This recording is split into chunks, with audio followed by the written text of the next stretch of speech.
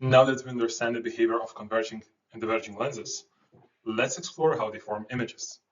This is crucial for understanding how telescopes, microscopes, and even our own eyes create a visual world around us. So let's see a converging lens, which is also called convex lens. Well, a convex converging lens is nothing more than a piece of transparent glass, which is well polished. As we saw in the previous slide, parallel rays from a distant object at infinity converge at a focal point f after passing through a convex lens. However, you may ask what happens if you place an object at some finite distance from the center of a lens. When an object is closer to the lens, the rays are no longer parallel. They converge to form a real image on the opposite side of the lens. This image can be projected onto the screen. The properties of the image, location, size, orientation, real or virtual image, depend on the object distance from the lens. We can use ray tracing to determine these characteristics. So let's apply ray tracing technique for lenses, for converging lens.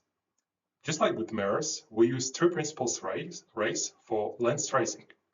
So first we shoot a ray parallel to the principal axis, which refracts through the focal point f on the opposite side. We shoot another ray passing through the center of the lens, which continues in a straight line. Thirdly, we shoot a ray passing through the focal point f, which refracts parallel to the principal axis. And we can see that lens can form a real image inverted, which is demagnified. So let's see right now the same image formation for diverging lens, which is also called concave. Diverging lenses form virtual images, regardless of the object's distance. These images appear to be on the same side of the lens as the object, but cannot be projected on the screen. So we can still use the same ray tracing techniques to locate virtual image. As we saw previously, we shoot a few rays from an object. We know that object image formation will happen at the intersection of these rays. These rays diverge after passing through the lens, but their extensions intersect behind the lens, where the virtual image appears to be. Virtual images formed by diverging lenses are always upright and smaller than the object. So let's see right now a small animation how converging lenses image position changes when we change this object distance from a lens.